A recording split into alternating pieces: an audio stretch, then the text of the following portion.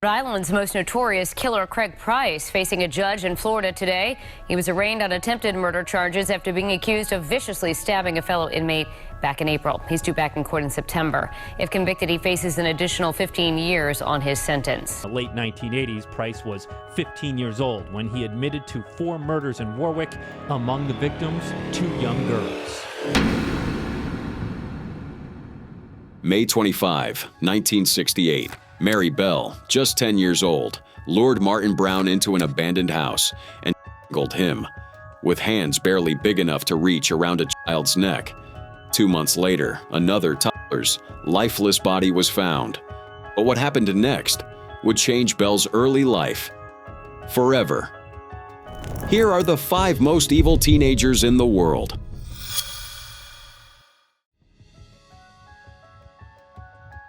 The notorious killer is at it again, threatening prison guards and boasting about the murders he committed decades ago. Craig Price killed 4 of his neighbors in Warwick in the late 1980s, including 2 children. I've been here 32, and I've seen a lot of really, really bad people. There's nobody like Craig Price. July 27, 1987, Warwick, Rhode Island. A seemingly ordinary teenager, Craig Price, quietly slips out of his bedroom, crosses through his neighborhood, and enters a home just 2 houses away. By morning, 27-year-old Rebecca Spencer would be found brutally stabbed 58 times.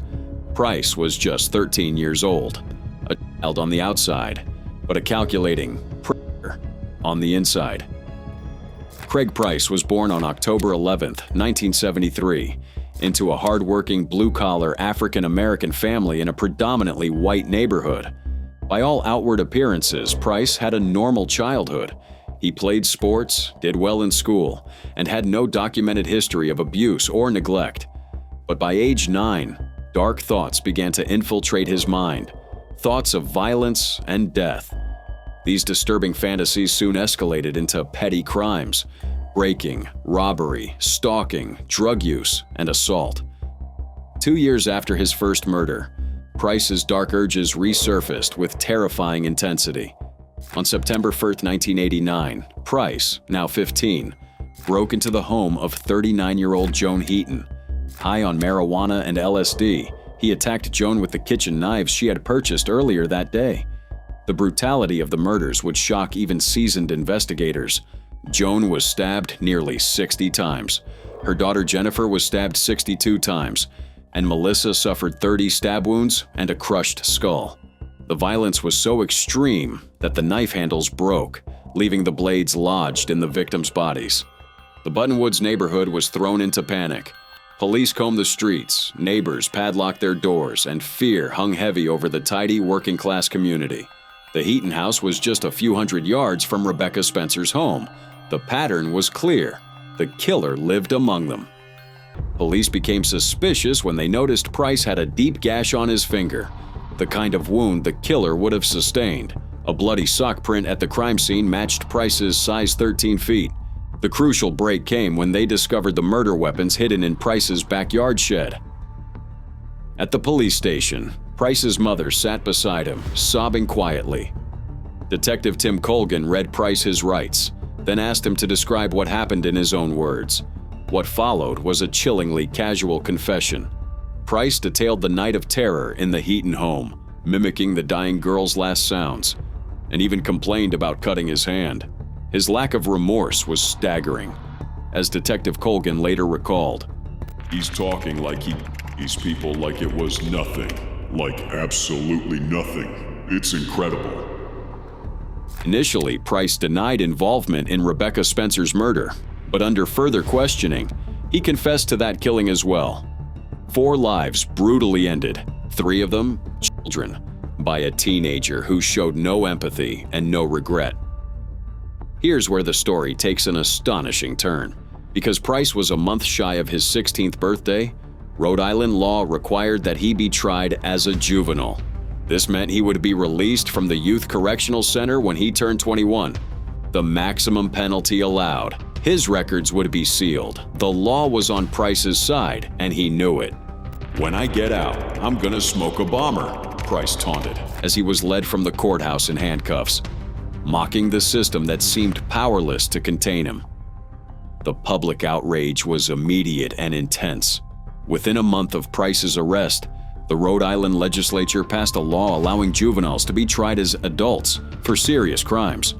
The same law had failed twice before, but Price's case galvanized support. However, the new law couldn't be applied retroactively. Price seemed destined for release, a prospect that terrified the community. Detective Kevin Collins, who assisted with Price's confession, formed citizens opposed to the release of Craig Price with victims' family members.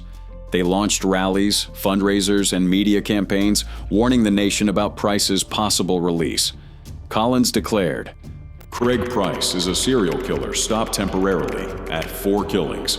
He should be locked up for life." State psychologists and FBI profilers painted a grim picture. Less than 1% of killers exhibit Price's level of frenzied violence, and no effective treatment exists for such predators. Price showed no empathy, no remorse, and was deemed highly likely to kill again. While incarcerated, Price's violent tendencies continued. He was charged with criminal contempt for refusing a psychological evaluation, extortion for threatening a corrections officer, and multiple assaults. In 2004, he was transferred to Florida due to his dangerous behavior.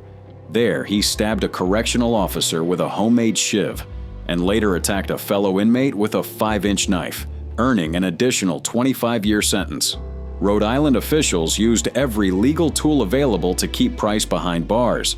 They filed contempt charges when he refused psychological testing. They charged him with extortion for threatening a guard. Every infraction added more time to his sentence. In 1994, Price was sentenced to 15 years, 7 to serve, 8 suspended, for contempt of court. Later, Chief District Court Judge Albert DeRabio gave him 25 years for another contempt charge, saying, "I felt that to put him on hold for 25 years would be to put a hold on many, many things. And maybe in that time, some form of treatment could be found." Today, Craig Price remains incarcerated, serving multiple sentences for his crimes behind bars. Originally set for release at 21, he's now facing decades more in prison. He's become the embodiment of a system struggling to balance justice, rehabilitation, and public safety.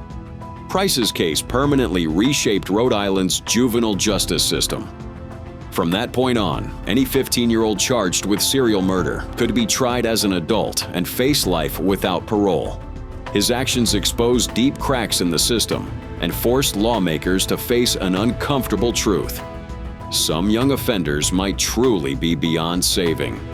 But Craig isn't the only teenager authorities have labeled as impossible to reform.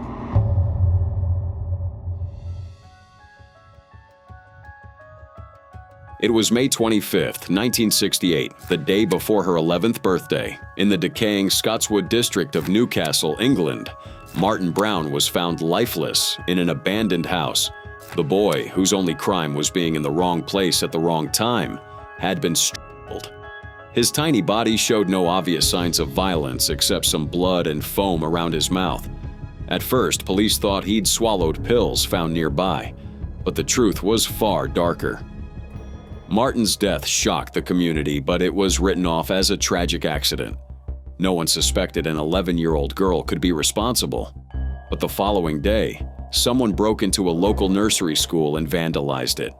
Among the wreckage, police found 4 disturbing notes written in childish scrawl. One read, "I murder so that I may come back." Another claimed, "We did murder Martane Brown. F off, you bastard." Authorities dismissed these as pranks by local kids. They had no idea the killer was taunting them. Mary Bell had a troubled past that few could imagine. Born in 1957 to a teenage sex worker who reportedly wanted nothing to do with her, Mary's early life was filled with violence, neglect, and unspeakable abuse. Her mother frequently left her alone for days on end or tried to give her away to strangers. Family members recalled suspicious accidents, being dropped out of a window or overdosing on sleeping pills. But nothing prepared anyone for what Mary would become. By age 10, Mary was already showing signs of severe behavioral problems. She became withdrawn, manipulative, and displayed violent tendencies. Just weeks before Martin's death, she tried to strangle several children and pushed a boy from an air raid shelter roof. Police interviewed her after these incidents but took no further action since all involved were so young. After Martin's murder, Mary's behavior became even more disturbing. She visited his grieving mother, asking to see Martin in his coffin, a fact only someone with intimate knowledge of the death would know. She frequently returned to the murder scene with her friend, 13-year-old Norma Bell, and openly discussed the crime with classmates, claiming she was the killer. 2 months later, on July 31st, 1968, Brian Howe disappeared. His body was found between concrete blocks on the Tin Lizzie, a local wasteland. Like Martin, he'd been outshackled, but this time, the killer had mutilated his body and carved an M into his stomach. The coroner immediately realized the perpetrator was likely another child due to the relatively little force used. The investigation quickly focused on Mary and Norma, who had been seen playing with Brian shortly before his death. Their stories didn't add up. Mary tried to deflect blame onto another boy, describing details only the killer could know about broken scissors found at the crime scene. Norma eventually broke down and confessed, saying Mary had demonstrated how she strangled Brian and showed her the body. When police arrested Mary, she responded coldly, "That's all right by me." At her trial, expert witnesses described her as having a psychopathic personality disorder. The prosecution painted her as the more dominant personality, despite being younger than Norma. They argued that both girls killed solely for the pleasure and excitement of murder. Norma was acquitted, considered an unwitting participant, but Mary was convicted of manslaughter due to diminished responsibility. The judge called Mary a very grave risk to other children. She was sentenced to indefinite imprisonment at Her Majesty's pleasure, but the true horror of her childhood only came to light decades later. Journalist Gitta Sereni, who covered her trial, spent years researching Mary's life. She uncovered evidence of horrific sexual abuse by Mary's mother and her clients, explaining Mary's obsession with choking and violence. Mary served for 12 years before her release at the age of 23. She was granted lifelong anonymity, which was later extended to her daughter and granddaughter. Despite her past, Mary built a relatively normal life. She became a mother herself, trying to break the cycle of abuse that created the Tyneside Strangler. But the scars remained. Mary once told Sereni, "I didn't know I had intended for them to be dead. Dead forever. Dead for me, then did not mean forever." She claimed she couldn't fully comprehend the magnitude of her actions as a child. But her crimes forever changed how society views juvenile offenders and the age of criminal responsibility. Today, Mary Bell lives somewhere in England under an assumed identity, her location protected by court order. Her case remains one of Britain's most disturbing examples of how childhood trauma can produce a child killer. The Mary Bell Order now protects the identities of rehabilitated child offenders, balancing the public's right to know with an individual's right to rebuild their life. Her story is a haunting reminder that sometimes monsters aren't born, they're created, and the cycle of violence, if left unchecked, can produce horrors beyond imagination. But up next is another child who was far too young to even understand what murder was, yet ended up killing another child in the most horrific way imaginable.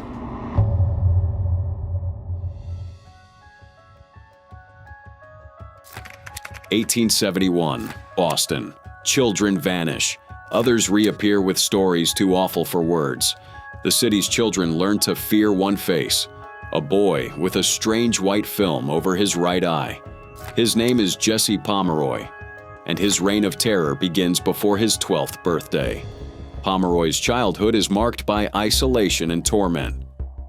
Born in 1859, he suffers a mysterious illness as an infant, leaving his right eye deformed and his face marked by a thick white film.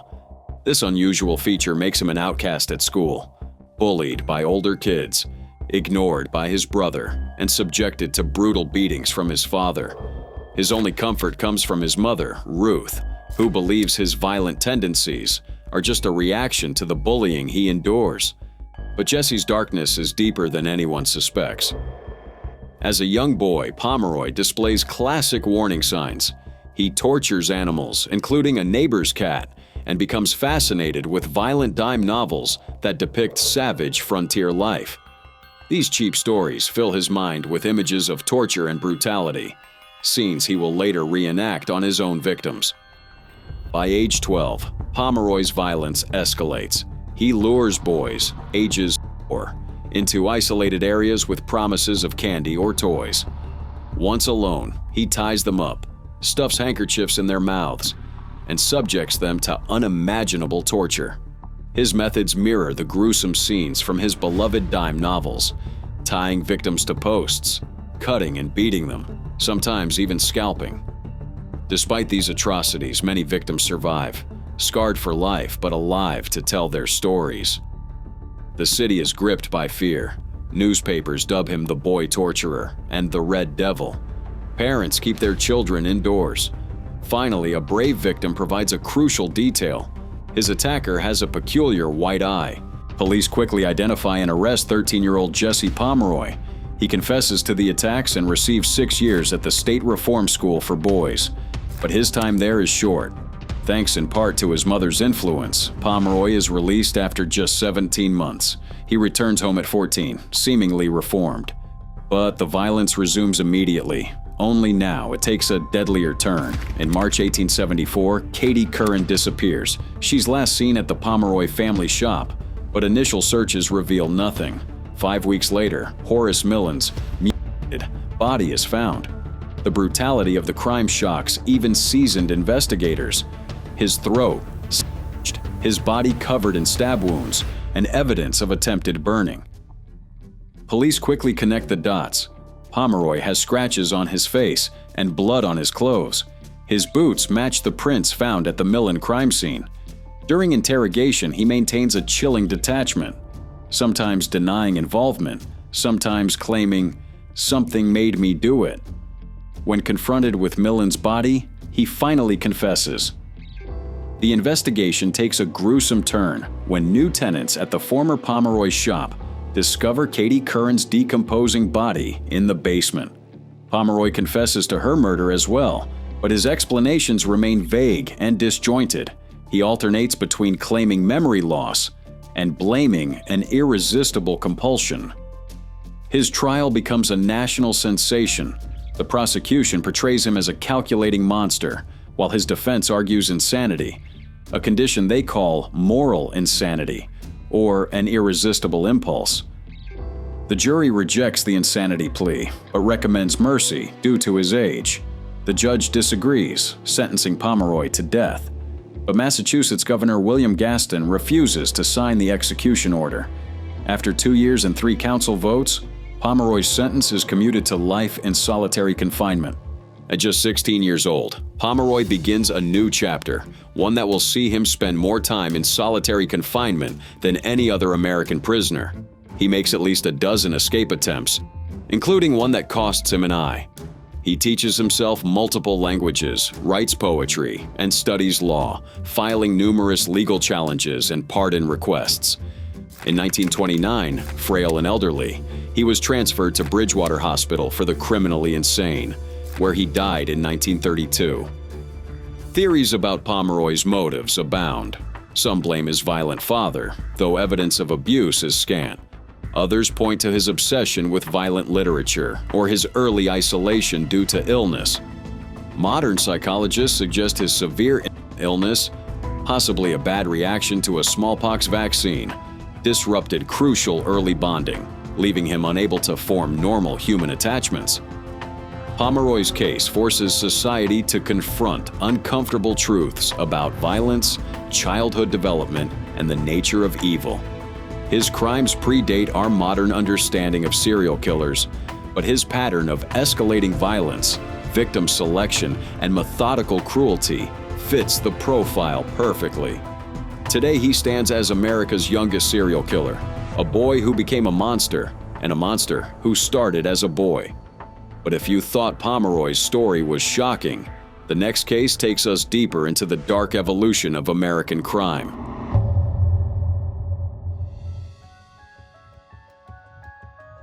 September 7th, 1947, Neasden, North London. Graham Young is born into a fractured family and grows up in the shadows of tragedy and obsession, a young boy destined to become one of Britain's most notorious serial poisoners.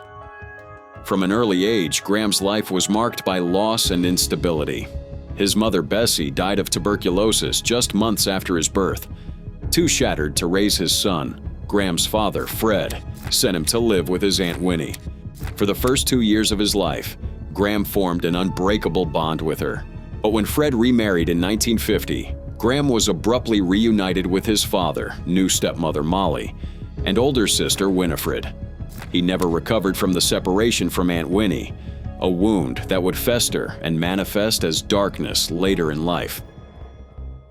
As a child, Graham was peculiar and withdrawn, showing little interest in socializing with others his age.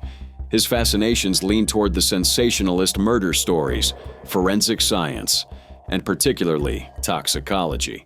By age 13, his knowledge of poisons was so advanced that he fooled local chemists into selling him dangerous substances under academic research. He secured antimony, digitalis, arsenic, and the heavy metal thallium, ingredients that would soon become weapons. It started with small experiments. Graham's first victim was a fellow science pupil, Christopher Williams, who suffered vomiting, cramps, and headaches after drinking a cocktail of poisons Graham had prepared. But Graham couldn't fully monitor Williams while he was homesick, so he turned his focus to the people he could observe at all times: his own family. What began as illnesses soon escalated in severity. His stepmother Molly was the first to show symptoms: vomiting, stomach pain, and diarrhea that came and went in mysterious cycles. Fred, his father, soon followed with similar bouts of debilitating sickness. Even his sister Winifred was not spared, but Graham was careful to make himself sick on occasion, muddying the waters and creating an illusion of a spreading household bug. In November 1961, Graham's calculated poisoning nearly killed Winifred, who collapsed on a train after drinking a cup of tea he'd prepared. Doctors discovered belladonna poisoning, but Graham convinced everyone she had been using the family teacups for shampoo mixing. His father, still unable to accept the possibility that his own son could be responsible, simply urged Graham to be more careful with his chemicals.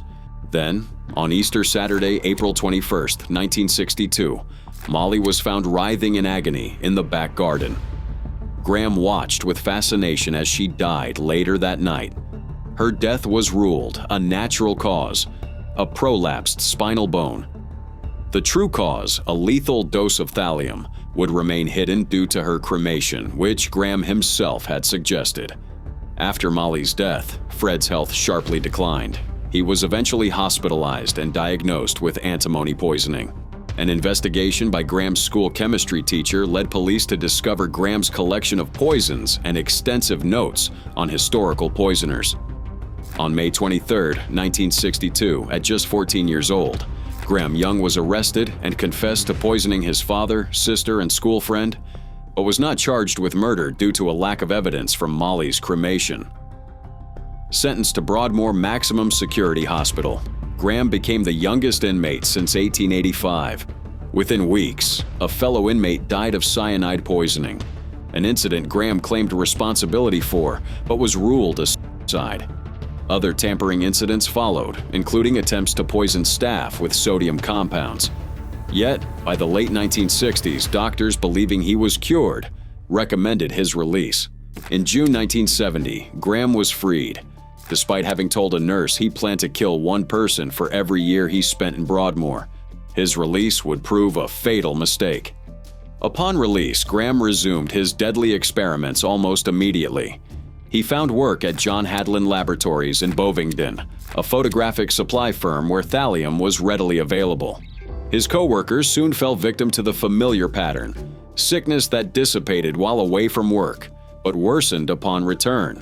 2 employees, Bob Eagle and Fred Biggs, died painful deaths attributed to mysterious illnesses. Suspicion finally arose when Graham challenged the company doctor about thallium poisoning. His encyclopedic knowledge of toxicology, combined with his odd behavior, prompted an investigation. Authorities soon discovered his diary, meticulously documenting his experiments and victims' reactions. In November 1971, Graham was arrested with a quantity of thallium in his possession. He confessed verbally to the poisonings, but refused to sign a written admission. His trial began in June 1972, where he faced 2 counts of murder, 2 counts of attempted murder, and 2 counts of administering poison. The jury found him guilty on all charges, sentencing him to 4 life sentences. Graham was sent to Parkhurst Prison, where he befriended notorious Moors murderer Ian Brady. Together they bonded over chess, Nazi Germany, and their mutual fascination with death and power. Graham's notoriety grew, earning him a wax figure in Madame Tussauds Chamber of Horrors, beside his childhood hero, Dr. Crippen. On August 1, 1990, Graham Young was found dead in his cell at age 42. Officially, he died of heart failure, though speculation remains that he either took his own life with poison or was murdered by fellow inmates. His legacy endures as the teacup poisoner, a chilling reminder of how evil can lurk behind even the most unassuming facade. Graham Young's case led to sweeping changes in British law regarding the sale of poisons and the supervision of released mental patients. The Butler Committee was formed in response to his crimes, reshaping mental health services and security protocols for dangerous offenders. Young's story is a stark warning about the dangers of underestimating intellect devoid of empathy. A young boy whose obsession with poisons grew into a calculated campaign of death, leaving a legacy of fear, tragedy, and hard-earned lessons for criminal justice. If you thought Graham Young's story was disturbing, just wait until you hear about the next young killer whose dark curiosity turned deadly.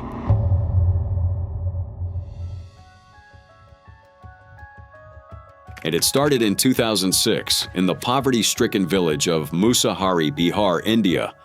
Amarjeet Sada, just 7 years old, would soon become known as the world's youngest serial killer. What begins as a quiet story from a small village quickly turns into one of the most disturbing true crime cases ever recorded. Amarjeet's family was poor, barely scraping by as daily laborers. His childhood was marked by neglect, a lack of supervision, and, according to some sources, alcohol abuse by his parents. He spent most of his days alone, climbing trees and wandering the village, but nobody could have predicted the darkness growing inside him. His first victim was his cousin, who had come to stay with Amarjeet's family. The details are chilling. Amarjeet reportedly lured her away under the guise of playing, then proceeded to strangle and beat her with a heavy object, either a rock or brick. Instead of reporting the crime, his family decided to cover it up. They feared social disgrace and economic ruin more than justice. Months passed, and Amarjeet's second victim was his own sister. One afternoon, while his parents were distracted, he strangled her to death. When his mother found the lifeless baby, she knew exactly what had happened, but once again, the family chose silence over justice. The final murder that would bring Amarjeet's dark secret to light occurred in 2007. Khushbu, the daughter of a fellow villager named Chunchan Devi, was left sleeping in a village school while her mother ran errands. Amarjeet found the sleeping infant, carried her away, and killed her with a stone before burying her body nearby. When Khushbu's mother returned and found her daughter missing, panic quickly spread through the village. A witness remembered seeing Amarjeet with the baby, and soon the police were involved. At the station, Amarjeet calmly asked for biscuits before confessing to the murder. He showed no remorse as he led investigators to the burial site. During questioning, Amarjeet revealed the truth about his previous murders. Psychologists later described him as a sadist who derived pleasure from inflicting injuries, and noted that he had no sense of right or wrong. His complete lack of remorse was deeply unsettling to those who interviewed him. Because of his age, Indian law prevented Amarjeet from receiving the death penalty or being sent to an adult prison. Instead, he was placed in a juvenile home in Munger until he turned 18. When that day came in 2016, Amarjeet was released.